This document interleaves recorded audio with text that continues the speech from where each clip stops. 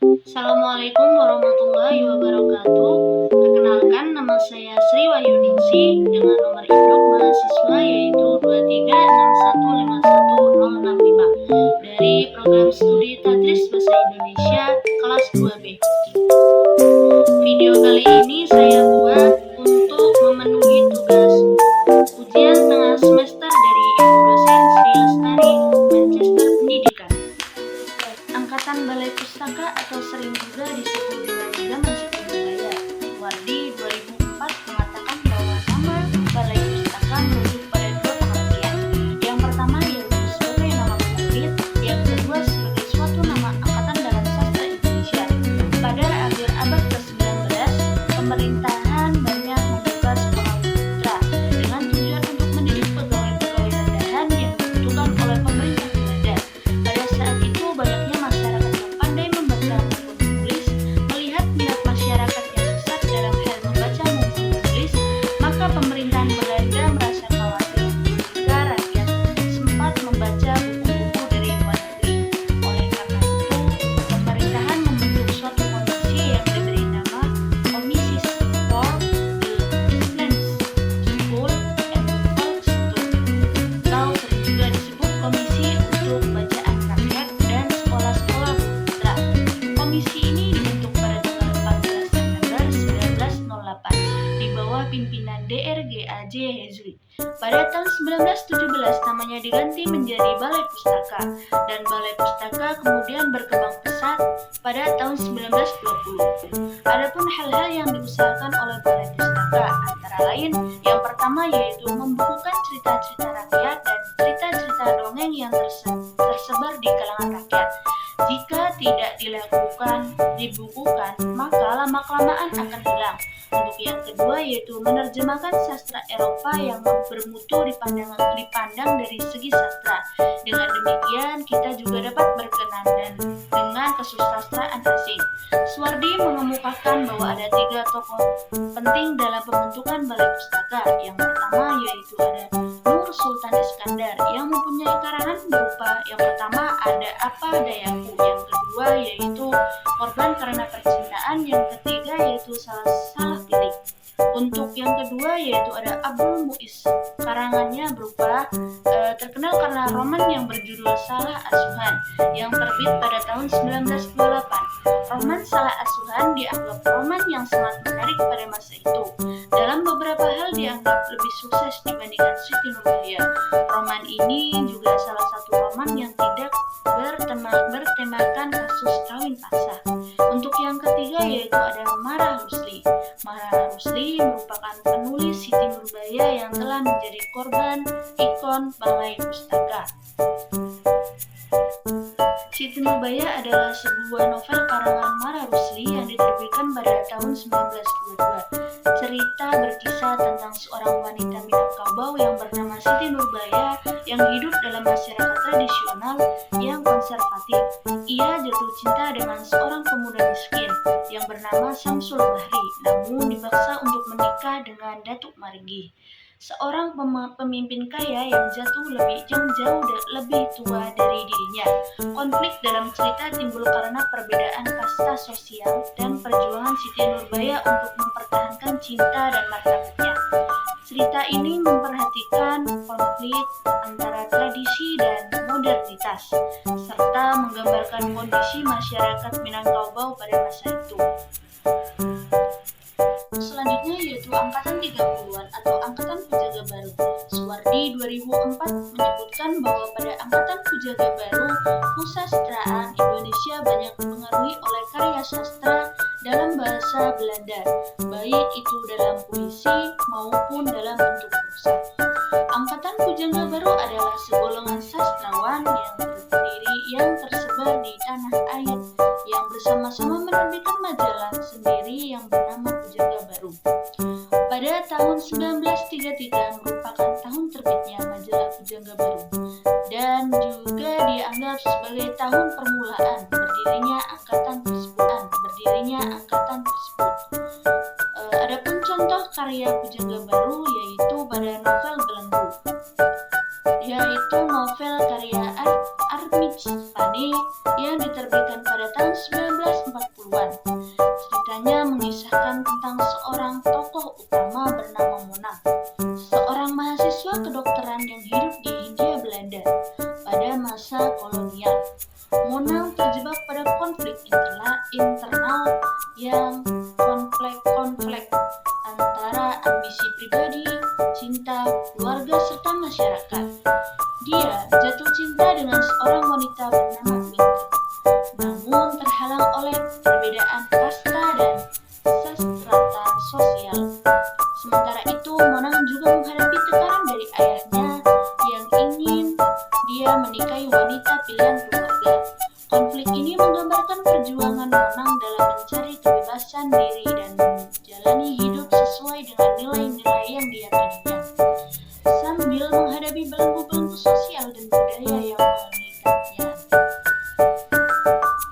Istilah Angkatan 45 adalah sebuah nama bagi angkatan penyayap setelah mulai pudarnya ekstensi periode pejangga baru. Istilah Angkatan 45 sendiri secara langsung baru digunakan pertama kali oleh Rosyan Anwar dalam majalah siasatnya yang diterbitkan pada tanggal 9 Januari 1949. Tentu mengungkapkan bahwa terlepasnya dari berbagai polemik yang menyertai penamaan tersebut, mengingat rangkaian periode dalam sastra tidak bisa dibayangkan secara bolak-balik seperti batu yang dijejerkan secara berurutan, melainkan saling tumpang tindih. Wilkes via Prodopa. Profesor Rohmat Jojo Prodopa 1995 menyebutkan bila Angkatan 45 dimulai dari tahun 1940 dan berakhir pada tahun 1955. Meskipun demikian, sejak tertua yang terdapat pada antologi Gema Tanah Air adalah pada tanggal 28 November 1942, yaitu sejak Bunglon karya Asar. Sedangkan sejak Nisan yang merupakan sejak tertua, sosok yang sering disebut sebagai monoton Angkatan 45, Saif Anwar bertanggal Oktober 1942. Rojuzo menambahkan bila nama produktif Angkatan 45 adalah tahun 1945 adalah puisi Aku karya C.F. Alfa. Puisi ini merupakan salah satu karya penting dalam sastra Indonesia modern yang mewakili semangat dan estetika angkatan tersebut. Dengan gaya bahasa yang revolusioner, C.F. Anwar mengungkapkan perasaan individualisme, keraguan, dan kegelisahan dalam dirinya. Puisi ini sering dianggap sebagai manifesto kebebasan berekspresi dan kebebasan diri dari konvensi-konvensi tadi. Untuk berikutnya yaitu Angkatan 66, kehidupan masyarakat sosial Indonesia pada masa ini ditandai dengan adanya berbagai demonstrasi mahasiswa yang menentang pemimpinan Orde Lama. Salah seorang penyair terkenal pada periode ini adalah Taufik Ismail. Adapun ciri-ciri puisi periode ini adalah sebagai berikut. Yang pertama, isi dianggap lebih penting daripada bentuk dan kebahasan. Yang kedua yaitu kebanyakan bertema perlawanan, melawan tirani dan Orde Lama. Orde Lama dipengaruhi pujangga dunia, tetapi tetap berusaha mempertahankan jati diri bangsa. Untuk yang ketiga yaitu beraliran idealisme. Ada beberapa kumpulan sajak yang menarik perhatian. Contoh karya Angkatan 66 adalah puisi In Memoriam karya W.S. Renda. Puisi ini menggambarkan suasana politik dan sosial pada masa Orde Baru di Indonesia. W.S. dikenal sebagai salah satu penyair yang aktif dalam gerakan kritik terhadap rezim otoriter pada masa itu. In Memoriam menceritakan kegelisahan dan perlawanan terhadap ketidakadilan serta kekejaman yang terjadi di sekitar mereka. Puisi ini memperlihatkan semangat perlawanan dan keberanian untuk berbicara terhadap ketidakadilan dan penindasan. Untuk selanjutnya yaitu pada angkatan 70-an, istilah ini pertama kali digunakan oleh Demi N. Toda dalam kertas kerja peta-peta perfusian Indonesia 19 1970-an. Dalam skema yang diajukan dalam diskusi sastra memperingati ulang tahun ke-5 majalah Viva Sastra di Fakultas Sastra UI pada tanggal 25 Mei 1977. Kertas kerja ini kemudian dimuat dalam majalah Budaya Jaya pada September 1977 dan dalam Satyagraha Poetik. Semua masalah sastra 1982 diperkembangkan Indonesia periode 70-an. Maju pesat karena banyak penerbitan yang muncul dan bebas menampilkan hasil karyanya dalam berbagai bentuk. Terlebih ketika sastrawan yang terlibat politik pada tahun 60-an telah kembali. Sutardi menyampaikan corak baru dalam isu sastraan Indonesia di bidang puisi. Alasan tersebut menyebabkan Sutardi dianggap salah satu tokoh periode 70-an dalam sastra Indonesia pada tahun 1979. Sutardi menerima hadiah sastra dari Asia tahun 70-an adalah novel Cinta di dalam Gelas karena Andrea Hirata. Novel ini diterbitkan pada tahun 2002 dan menjadi salah satu karya sastra Indonesia yang sangat populer. Cinta di dalam Gelas mengisahkan perjalanan seorang anak muda Ikal dan mengejar mimpi pendidikannya di sebuah pulau terpencil di Belitung. Cerita ini tidak hanya mengabarkan perjuangan Ikal dalam menuntut ilmu, tetapi juga memperhatikan dinamika persahabatan, cinta, dan kehidupan sosial di lingkungan yang keras dan sederhana. Novel ini menyoroti berbagai isu sosial seperti ketimpangan ekonomi, pendidikan, dan perjuangan individu dalam mencapai cita-cita di tengah keterbatasan. Lanjut pada sastra angkatan 80-an. Angkatan 80-an diwarnai dengan aturan-aturan yang ketat dan dipengaruhi oleh kegiatan politik. Angkatan 80-an lahir pada masa pemerintahan Soeharto, yaitu masa Orde Baru. Pada masa itu, Soeharto masih menduduki suatu jabatan, yaitu pada jabatan militer dan sebagai Presiden Republik Indonesia, sehingga pemerintahan sangat ketat dan dilindungi oleh militer Indonesia. Era Orde Baru mempunyai ciri, yaitu semua keputusan berporos pada presiden dan hak-hak suara sangat dibatasi. Ketika ada sebuah karya yang sifatnya dianggap provokasi, mengancam, melecehkan, menyinggung, dan merugikan, maka akan langsung ditindaklanjuti oleh Soeharto dengan segera. Contoh dari karya pada masa 80-an adalah majalah Jajar yang terkenal pada waktu itu berhenti terbit, padahal majalah tersebut mempunyai masalah-masalah budaya bangsa dan kesenian Indonesia.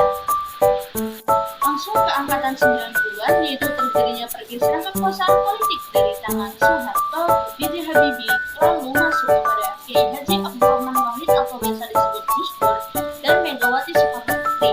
Munculnya wacana tentang kesastrawan angkatan reformasi. Munculnya angkatan ini ditandai dengan maraknya karya-karya sastra, puisi, cerpen maupun novel yang bertemakan sosial politik, khususnya seputar reformasi. Contoh karya angkatan dari 90-an adalah novel Laskar Pelangi, karya Andrea Hirata. Novel ini terbitkan pada tahun 2005 dan juga meraih popularitas yang besar di Indonesia. Laskar Pelangi mengisahkan tentang perjalanan sekelompok anak-anak di Pulau Belitung yang berjuang untuk mendapatkan pendidikan berkualitas meskipun mereka menghadapi berbagai kendala dan keterbatasan. Cerita ini mengangkat tema-tema tentang persahabatan, semangat juang, dan mimpi-mimpi anak-anak dalam menggapai realitas kehidupan yang keras.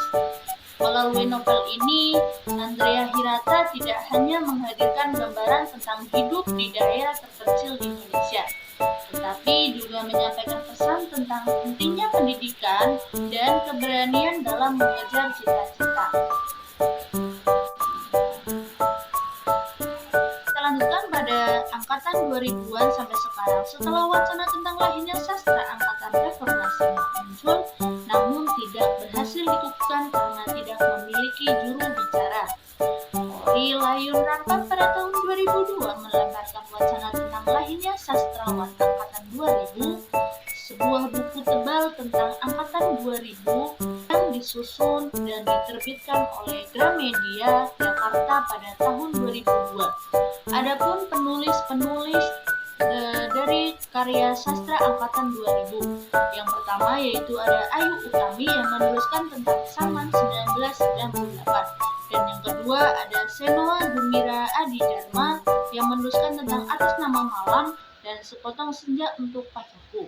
Yang ketiga ada Dewi Lestari yang menuliskan tentang supernova kesatriaan Putri dan Bintang Jatuh pada 2001 dan supernova Akar 2002, supernova Petir 2004. Untuk yang keempat yaitu ada Raudal Tanjung Benua yang menuliskan tentang Pulau Cinta di Peta Pita 2003 dan yang kelima ada Habibur Rahman El Shirazi yang menuliskan tentang ayat-ayat cinta pada tahun 2004 dan Andrea Hirata pada yang menuliskan tentang Laskar Pelangi pada 2005, Sang Pemimpi pada 2006, dan yang ketujuh ada Ahmad Fuadi yang menuliskan tentang Negeri Lima Menara 2009, Ranah Tiga Warna 2011, dan Tosa yang terakhir adalah Tosa yang menuliskan tentang Lukisan Jiwa Puisi 2009.